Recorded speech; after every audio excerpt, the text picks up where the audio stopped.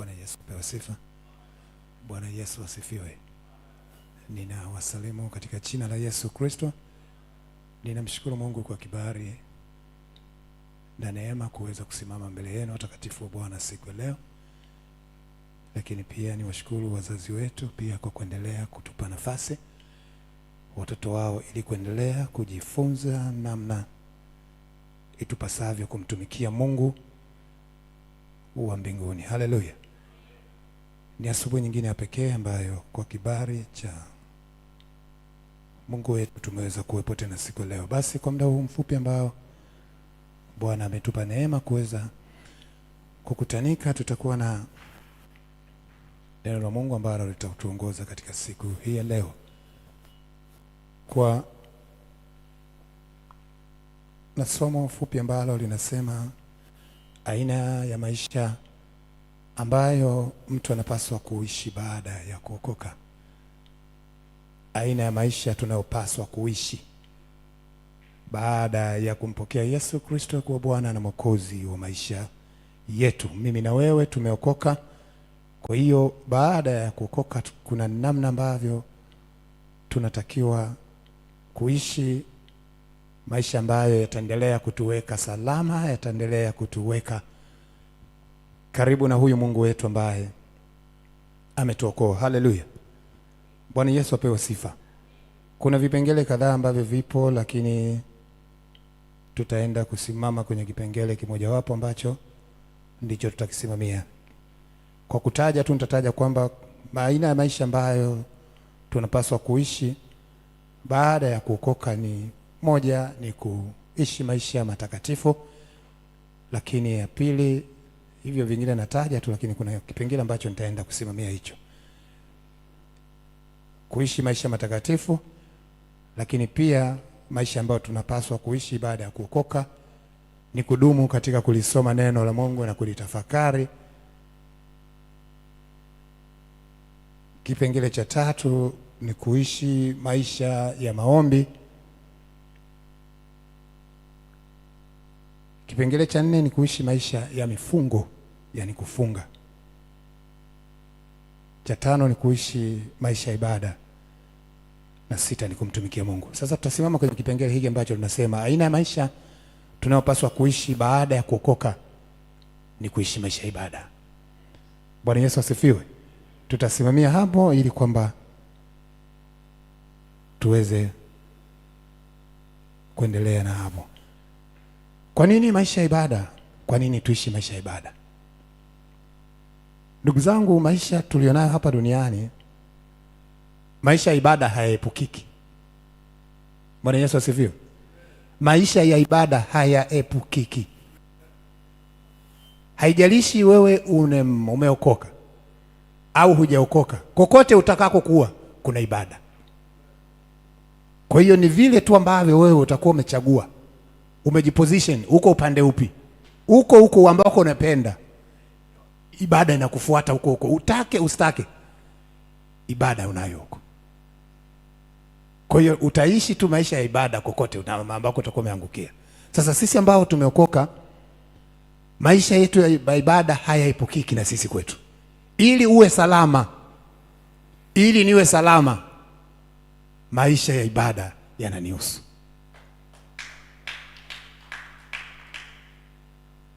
Kwa nini maisha ya ibada yanamhusu kila mmoja wetu ambaye ameokoka? Hakuna namna ambavyo utakuwa salama, nitakuwa salama kama nitajitenga na ibada. Nguvu yetu tunaipata kupitia ibada.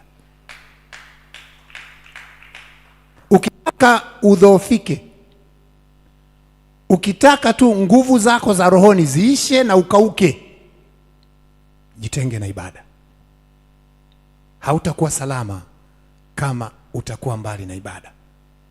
Ndio maana ili tuwe na nguvu rohoni, ili tuwe na maisha yaliyo salama, nguvu yetu tunaipata kwenye ibada. Neno la Mungu katika Waebrania 10 mstari wa 25, mstari ambao tunaufahamu vizuri sana. Waebrania 10 mstari wa 25. unaelezea nguvu ya ibada. Wala tusiache kukusanyika pamoja kama ilivyo desturi ya wengine, bali tuonyane na kuzidi kufanya hivyo kwa kadiri mwonavyo siku ile kuwa inakaribia. Bwana Yesu apewe sifa. Neno la Mungu linatuhimiza kwamba wala tusiache. Kwa nini tusiache? Kwa sababu ipo siri kwenye kukusanyika. Ipo nguvu katika kukusanyika. Ndugu zetu ambao ni wanasiasa, ili waweze kupata namna ya kumshinda wanayeshindana naye, wanaposhindana na chama pinzani, ni katika kukutana, wataelezana kwamba wenzetu wanatumia mbinu fulani, kwa ili tukitaka tuwashinde tunatakiwa tutumie mbinu fulani. Ni mpaka wanapokuwa wamekusanyika ndipo wanapopata hizi siri za chama pinzani. Bwana Yesu asifiwe. Wachezaji wa mipira, hakuna namna ambavyo watashinda kama hawatakuwa pamoja, kwa sababu katika kukaa pamoja na katika kupeana mbinu, wanapeana mbinu kwamba tukicheza hivi, tukitumia mfumo huu, wewe ukicheza hivi na wewe vile, tutashinda timu pinzani. Ni katika kukutanika pamoja. Bwana Yesu asifiwe. Bwana Yesu apewe sifa. Mimi na wewe, ushindi wetu, nguvu yetu ya kumshinda shetani ipo katika kukusanyika katika nyumba ya Bwana. Hakuna namna ambavyo tutaweza kushinda ikiwa tutajitenga na ibada. Yaani ukiwa ni mtu ambaye basi tu utakuwepo tu uko nje, upo kule na kule na kule, ibada wewe kwako inakuwa kama kituo cha polisi. Hakuna ambaye anapenda kituo cha polisi. Nani anapenda? Yaani ukajikuta tu unaitwa polisi. Yaani kuna namna fulani ambayo tu kuna nini? Kuna nini? Sasa ibada isiwe kama kituo cha polisi. Yaani kama mkuja kuripoti tu kwa sababu umeitwa kuripoti. Maisha yetu ya ibada ndio uzima wetu, ndio nguvu yetu. Bwana Yesu asifiwe, watu wa Mungu. Tunapokuwepo kwenye ibada ndipo ambapo tunahuishwa roho zetu. Ndipo ambapo tunapokea mafundisho na kujua kwamba ni namna gani tuenende. Unapokuwepo kwenye ibada ni rahisi kujua mpendwa mwenzio ana hali gani, mpendwa mwenzio anapitia nini. Ni hapa kwenye ibada. Kwa sababu sisi wote hapa ni viungo. Kama ulivyo mkono una vidole vingi, hivi vidole vyote vinafanya kazi kwa ushirikiano. Kwa hiyo utakapofika kwenye ibada ni rahisi hata kumuona mwenzio, huyu mwenzangu kama leo ni kama katika hali ambayo unamuona hayuko vile.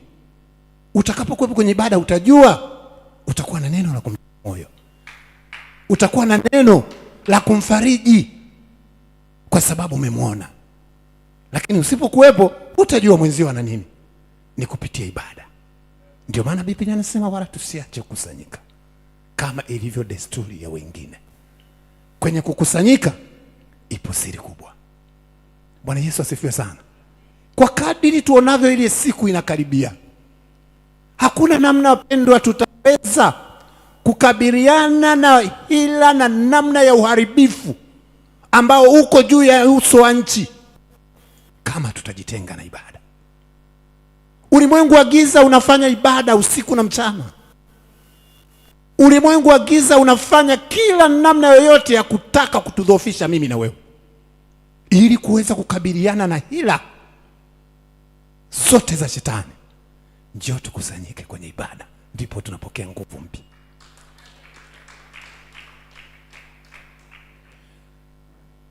Mtume Paulo katika kitabu cha Wagalatia sura ya kwanza mstari wa 15. Wagalatia sura ya kwanza mstari wa 15.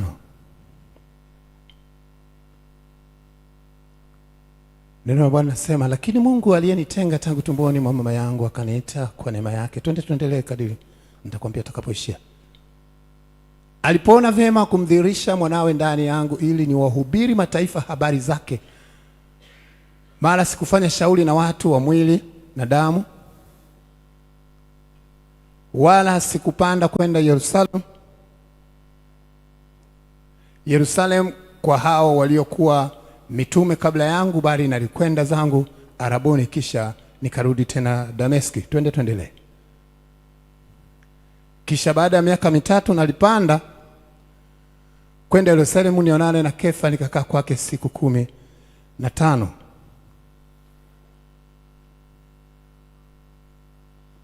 Ngoja nirudi, kuna mstari fulani ambao najaribu kutaka kusimama nao hapo. Ngoja nirudi hapa kwenye Biblia yangu, alafu nitakwambia ili tuanzie hapo.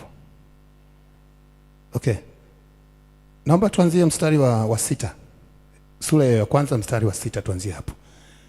Nastajabu kwa kuwa mnamwacha upesi hivi yeye aliyewaita katika neema yake Kristo, na kugeukia injili ya namna nyingine, wala si nyingine. Lakini wapo watu wawataabishao na kutaka kuigeuza injili ya Kristo. Lakini ijapokuwa sisi au malaika wa mbinguni atahubiri ninyi injili yoyote isipokuwa hiyo tuliyowahubiri, na alaaniwe. Kama tulivyotangulia kusema, na sasa tunasema tena, mtu awaye yote akiwahubiri ninyi injili yoyote isipokuwa hiyo mliopokea, na alaaniwe. Maana sasa, je, ni wanadamu ninao washawishi au Mungu? Au nataka kuwapendeza wanadamu? Kama ningekuwa hata sasa na wapendeza wanadamu, singekuwa mtumwa wa Kristo. Bwana Yesu apewe sifa sana.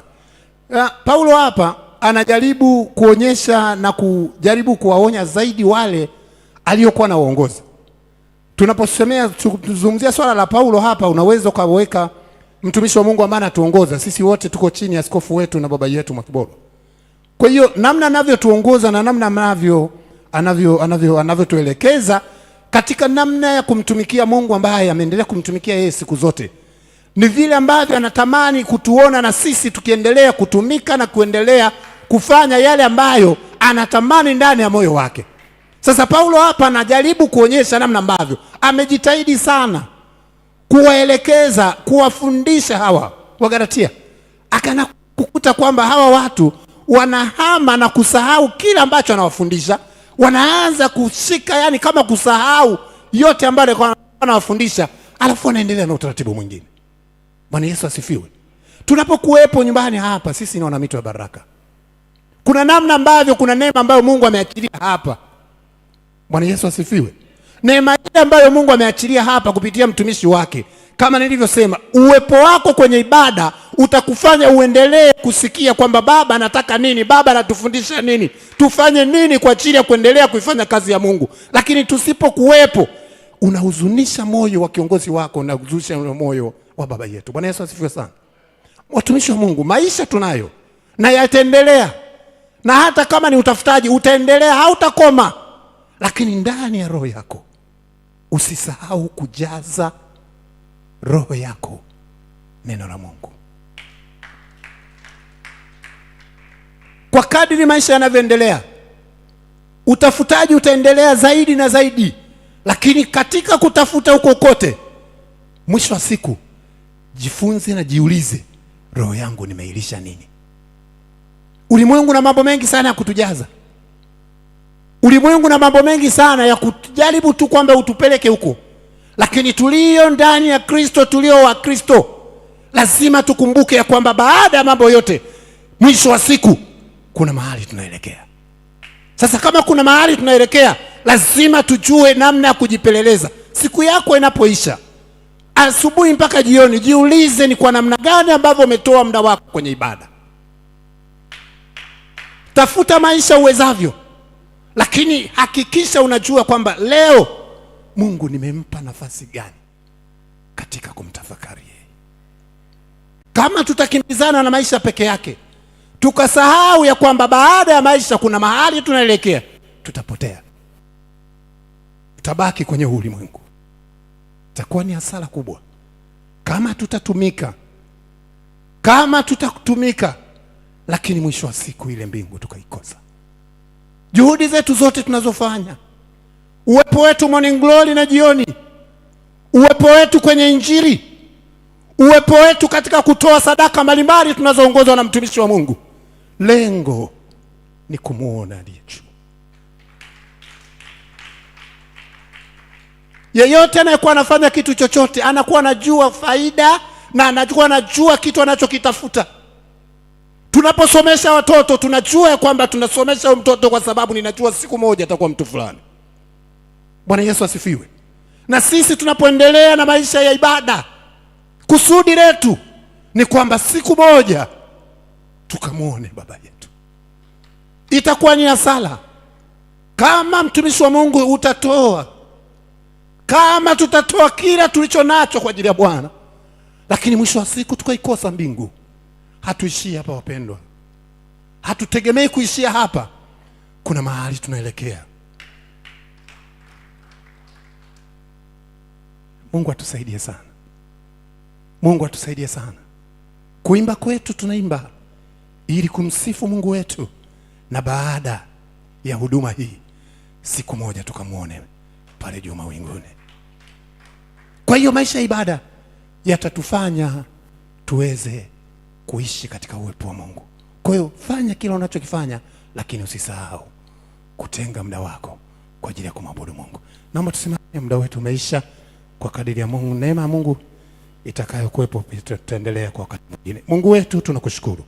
Ni wewe peke yako ambaye Baba umetupa neema asubuhi ya leo kuweza kukutanika Bwana katika nyumba yako. Ni wewe Mungu ambaye umeendelea Bwana kutufundisha kwamba Bwana, ili tuendelee kuwa salama katika maisha yetu, tunahitaji kuendelea kuwa na maisha ya ibada. Kila mmoja wetu aendelee Bwana kutafakari ni namna gani ambavyo ameendelea Bwana kuwa na maisha ya ibada mbele zako.